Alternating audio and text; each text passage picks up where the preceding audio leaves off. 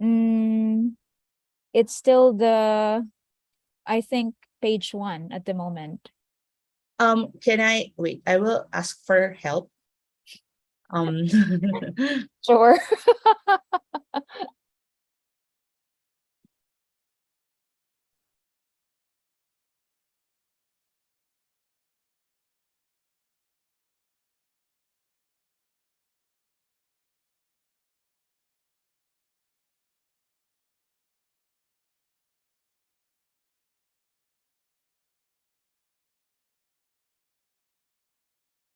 So perhaps while we wait for Dr. Eileen to figure out the Canva style of presentation, maybe Dr. Hyatt can answer one of the questions, one of the burning questions that are now in the Q&A.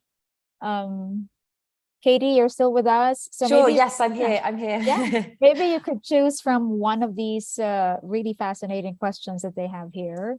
Yeah, I was just going through them actually. Thank you to everyone who's posted a question. A lot of them have got me thinking. There was a question from Martin who asked whether this the idea of English being something that is causes people to be suspicious of for example, people like women and people like RuPaul's womanhood and wifehood, whether that would also apply to, for example, a woman who held a medical degree or who held or who was a lawyer. And I've just very quickly answered it in the chat, but I think, I mean, I'm hesitant to say yes or no, because it very much depends on the particular context and the particular people that we're talking about. But I think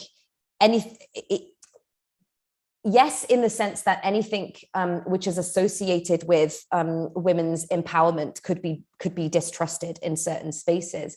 But also at the same time, we also have to think about who are the types of women who become doctors and lawyers in India, who actually gets the chance to do that, because it's incredibly expensive to become, you have to have finished school and therefore not been asked to leave school early to support your family, but you have to then go on to pay for extremely costly higher education.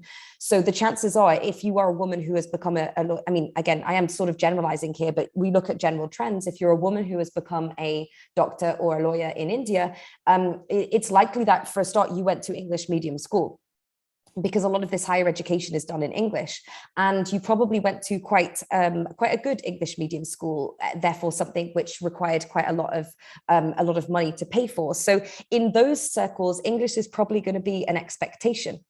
I think the particular instance of RuPaul is, what's interesting about RuPaul's sort of context is that she is specifically in this space where English is not an expectation, because her family didn't speak English. She's getting these marriage, she's involved in these marriage negotiations with families who don't often have a lot of English speakers in the family either. And so English is kind of being brought into the equation, and it's being negotiated, and people are wondering, what does this mean? What does this say about her? As opposed to somebody who became a doctor and has grown up speaking English. And therefore, if anything, them not speaking English would have been a real issue. So almost the opposite, but it was a great question. So thank you for that, Martin. Thank you, Katie. So Eileen, everything okay now? I think what we can do would be just to share maybe bits and pieces. Yeah. Or you downloaded it? Yeah. I downloaded it as a PDF. So I'll just Cross share fingers, it works now. I hope it works now. Okay. All right. So so this is the I think, okay, so I already talked about I think I'm on page 9 when I stopped. Okay, so I talked about the data, the academic, the different conversations, that I followed in the analysis. Okay, so now I will talk about the call center, okay, as a feminized, okay, workplace. And this in this section, I'm mainly drawing on the early research, okay, on call centers.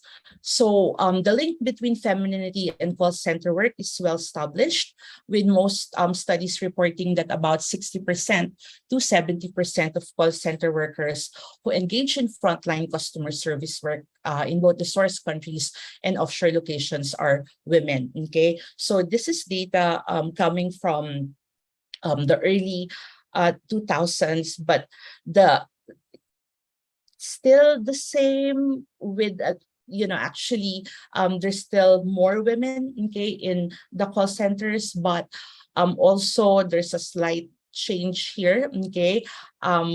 In the Philippines today, current data show that of the 1.3 million people employed in the business process outsourcing industry, which is mostly concentrated on call center work, 53.2% are women, okay.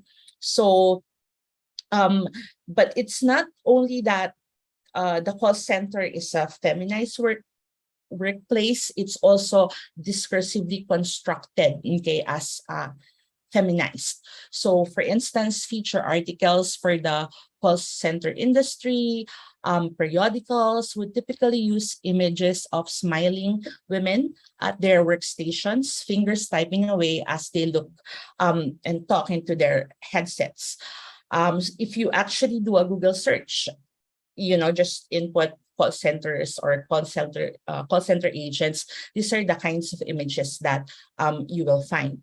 So one ubiquitous image that has since been recognizable as a symbol of offshore call center outsourcing is that of a young woman with a headset, a computer in front of her, and then a big smile on her face. Okay, so a few more images there.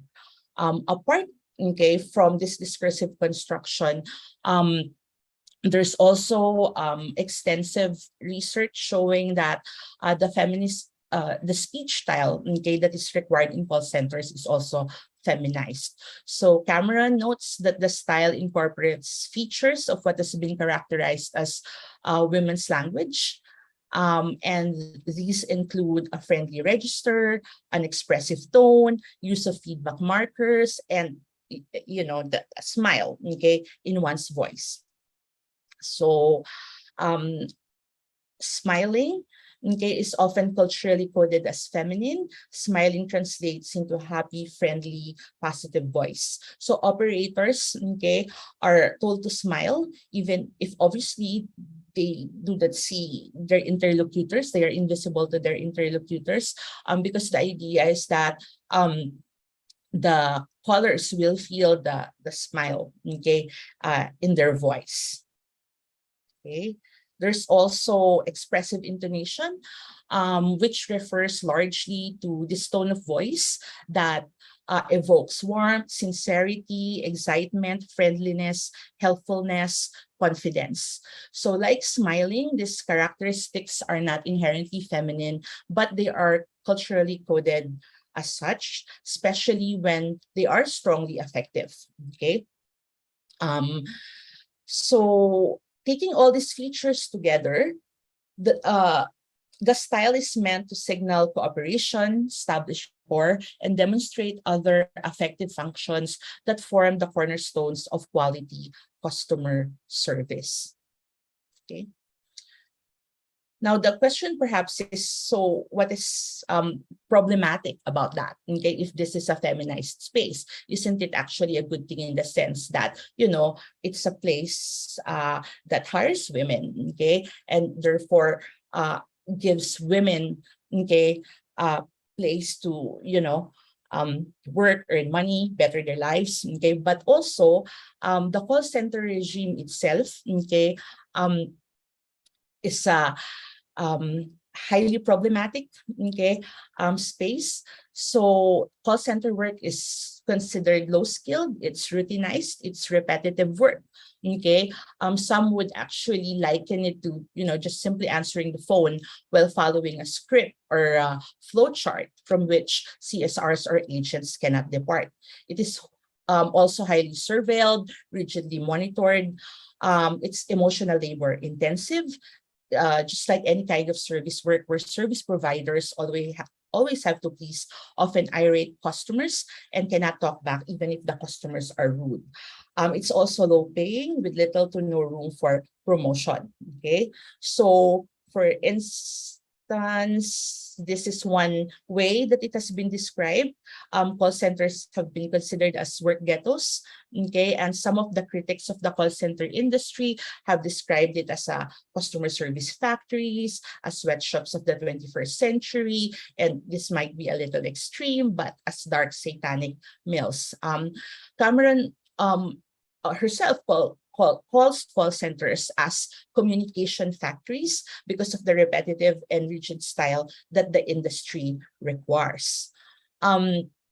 So viewed as work ghettos, call centers, okay, are deemed as a dead-end job that does not offer, that does not empower women or offer them agency.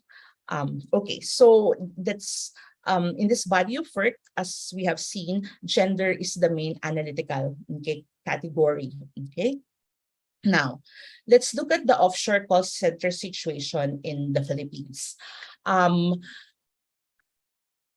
There are, of course, still a lot of constraints, right? Because the call center regime carries its, structures of control, okay, and surveillance, and of course, its contradictory logics, okay, in the offshore locations.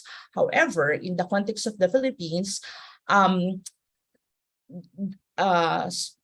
there's a at least some critics would say there's possibilities, okay, for agency in the sense that there is higher pay. The pay is still low compared to the rates in call centers in other countries, okay, or in the source countries, but compared to rates in other industries in the Philippines, it is considered high. There are also attractive benefits and perks. So there are incentives and bonuses. There's health insurance. There are a lot of social events. You have access to a gym. Also, there are better working conditions. So despite the graveyard shift, the building is, air conditioned. It's located in safe and reputable spaces. Also, a lot of professionalization trainings take place. So you have training workshops on the English language, on culture, use of technology. And there's also a more diverse group of call center workers, which then leads to a change in the gender makeup, okay, of the workers. So this is particularly significant because this seems to be a unique phenomenon in the Philippine offshore call centers. There are many gay men in the industries, okay, in the industry rather, and the gay men are encouraged to cross-dress if they are so inclined. So there's also this conversation where the Philippine call center industry is being lauded as a safe space for LGBTQIA+ individuals, because they can work, okay, and then still be true to who they really are. They do not need to hide. Okay, so one of my informants, Jean, says that there's a lot of gays in the call centers because they know how to project or act happy, even when they are already irate. They may be irate when the phone is on mute, but once they pick up, they have this perfectly professional voice with just the right touch with this "I'm willing to serve you" tone. So what seems to be happening is that terms like women and femininity are being deconstructed, and there is also an expansion on what these terms may mean. Also, the association between femininity and service work is being challenged in the sense that call center work is really about performing happiness, okay? Well, at least according to Jane. So the call centers may actually be considered a liberating, equalizing space in the context of the Philippines. But also I put a question mark there because this is something that will also be problematized later on. It might indeed be considered a liberating space because it allows, even encourages the workers to be who they are, okay, cross-dress, if they want to, which is not the case in many other perhaps more traditional industries in the Philippines. And the success of LGBTQIA+ call center workers in the industry may be considered as a case of linguistic agency that can then pave the way for transformative linguistic practices in the call centers. Also, there is the use of English, okay, and this has been considered a game changer. In the sense that the use of English professionalizes call center work. So in this particular extract from the interview, Karen talks about how it is important, okay, for the whole, English is such an important, okay, language, okay, for the whole call center industry, because of course it's the medium that they use to talk to customers or partners. Also, the use of English gives prestige to the job. So if you, here, another one of my informants, Wendy, talks about how in the call centers in other places in the Philippines, right? You're not really required to speak in English, but in the call centers, of course, you have to, because you are talking with American callers. So you're expected to have a good grasp of English. So much of the work on English and offshore call center research is focused on the misunderstandings that arise out of, cross-cultural communication between non-native English-speaking CSRs and the native English-speaking customers. Also, the organization of call center talk, the teaching of English in the call centers. There are some studies that look into the relationship between the use of English, globalization, and colonialism, but that's actually very few. From the list here, we can see that the preoccupation, okay, with English, okay, in the call centers is really geared towards teaching English, okay, so that more Filipinos, okay, will be able to join the call center workforce. So what has not been addressed, okay, by this body of work is how the use of English also functions as a gatekeeping mechanism that benefits certain groups of Filipino speakers of English while disenfranchising others. So the truth is only 3 to 4 out of 100 applicants make it in the industry due to the low level, okay, of English proficiency of many of these applicants. So the relatively high level of English proficiency required in the industry already serves as a gatekeeping practice that effectively discriminates against a large number of people who happen to be poor and from marginalized communities. One of my informants actually makes a case for the relationship between English and social class in the Philippines. So she says that you have to admit, really, the middle class ones, the well-off, they're the ones who actually get to watch cable. They're the ones who get to buy dictionaries and encyclopedias for their kids. The quality of education that they get, everything just works for them. So, for example, if you didn't graduate from, these are actually exclusive private schools in the Philippines, it will be very difficult for you, okay, to be accepted into the call centers. So the ones, okay, who come from middle class backgrounds, they survive and thrive in the contact center industry because they grew up with computers, grew up with all of the cable channels available, and they are very comfortable with the language. That's an edge right there. Okay, so this also needs to be seen within the broader, a picture, okay, of the role of English in the Philippines. English remains highly stratified along class lines. According to TUPAS, English in the Philippines is enmeshed in the politics of power and social stratification, which are both responsible for the distribution of wealth, of which language is a part in society, as well as the maintenance of the status quo. So one of my informants shared the story of Vash and his call center story. So he's gay, very eager. That should allow him to get into the industry, but he still failed because he was considered a lost cause during his training, because he could not differentiate between B and V, these sounds. And so despite performing gayness, he failed to perform the right English.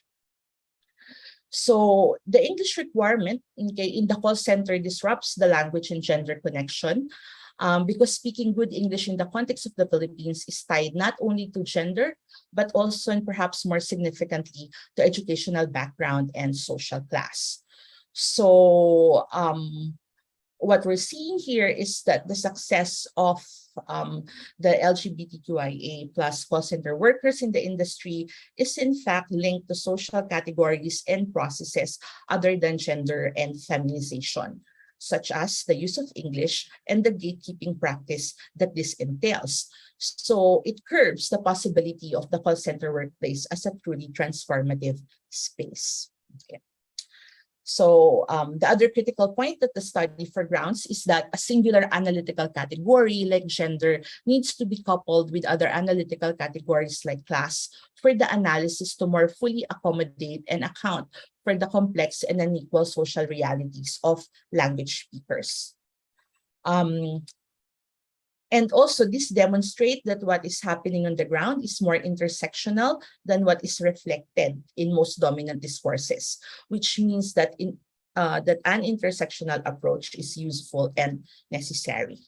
So for some concluding thoughts, using Unequal English as a framework highlights that the performance of English in the Philippine call centers is also a performance of a particular set of gendered and class identities that are placed along already existing hierarchies and inequalities, and also newly created ones, resulting from new systems and mechanisms of control in Philippine call centers. So Unequal English as a framework surfaces very real linguistic inequalities that are often sidelined or hidden because of its emphasis not just on language, but on the speakers who use the language. By situating language use in the world and in speakers, Unequal English makes it possible to tease out what language-only driven research is often unable to examine. Thank you. I guess that's the end of it. Okay, and here are my references too. Thank you so much. And I apologize again for that tech glitch. It's all right. Thank you Okay. so much, Dr. Eileen. I'm I hope you sharing can hear me now. well. Yep. Okay. Yes, I can. Thank you. Great. So this is really a fascinating research. And we also apologize to the attendees because I think we might have to extend a little bit, maybe just 5 to 10 minutes extension because of the unfortunate and, well, inevitable technical glitch, which is, common in this kind of virtual space. So I'll just jump right into the questions that I sent to you, Eileen. So the first one has to do about what you mentioned about the possibilities of more transformative linguistic practices, right, in call centers as possibilities for linguistic agency. Could you share just a little bit more on what does this look like exactly? So if we link it to education, for example, how can teachers or educators help facilitate or move towards a greater awareness of such transformative linguistic practices? Yeah, when I say transformative linguistic practices, I'm looking at those practices that recognize that language use and practice are never divorced from the social realities of speakers.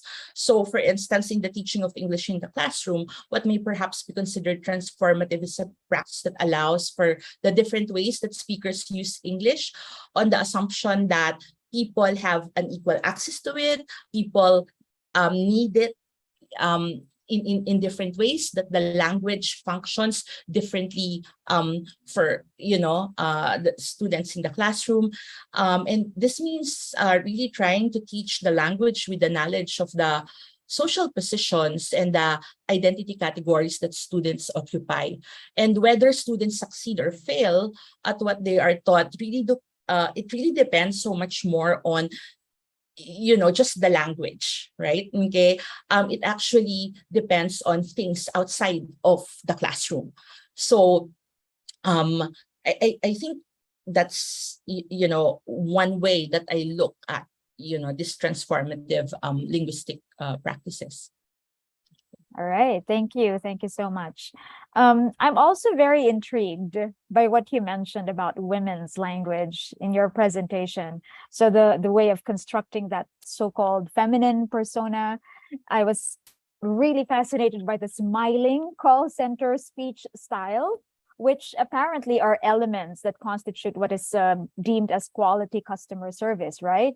So I'm also thinking in terms of what are the implications for this in terms of like educating strong-willed, decisive young women who may not necessarily fit this smiling mold or just basically refuse to adopt that kind of friendly, positive tone of the performative aspect of happiness? Should they just avoid customer service related professions altogether?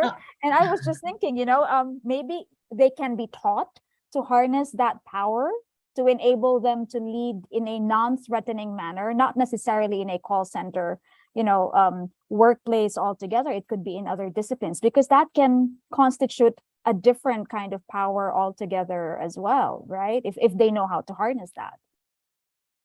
Yeah, definitely.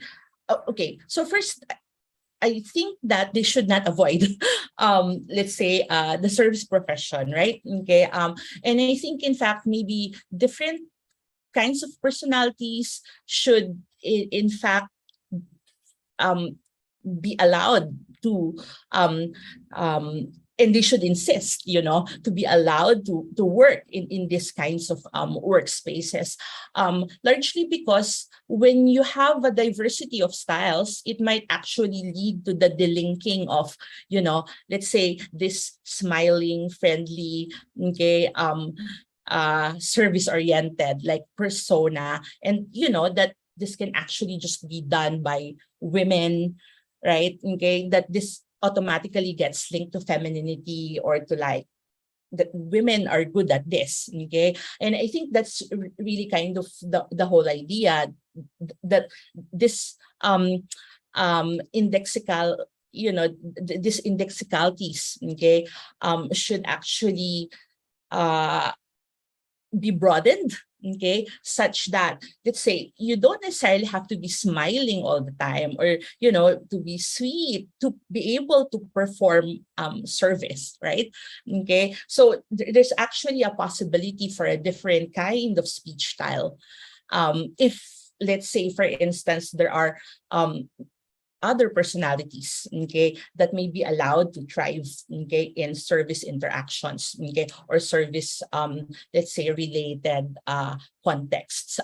But also, I think it's also possible to harness that, okay, if you are using it for a particular reason, or that you have a particular purpose, okay, for, let's say, trying to adapt this persona, or for trying to use this particular style, because it does wield power as well. There's actually a lot of discussion on this in language and gender research, where what's considered the feminized style, which is like powerless, right? Often thought of as powerless, or often thought of as weak, may actually be used in particular situations, in particular contexts, and it wields power. It is able to get the job done. Okay, and there are studies that show that as well.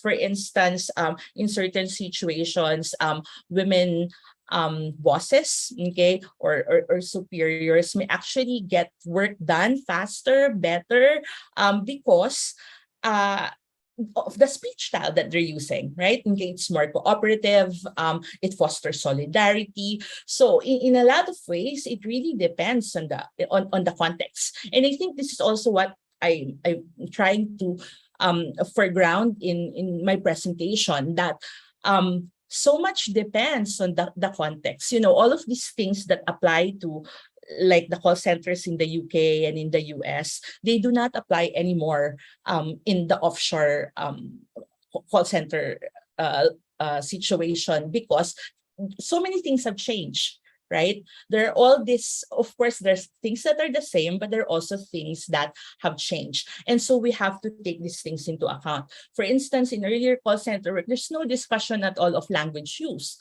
It's just this feminized speech style. But in the Philippines, you have to take English into consideration, because it's such a big part, okay, of call center work in the Philippines. So if you ignore it, then it does not give you a complete picture of what's happening in, Philippine call centers. So I think that's kind of important, okay, that when we say, for instance, something is powerful, something is transformative, it will also really depend on the context, okay, where this thing is taking place, or where this thing is happening.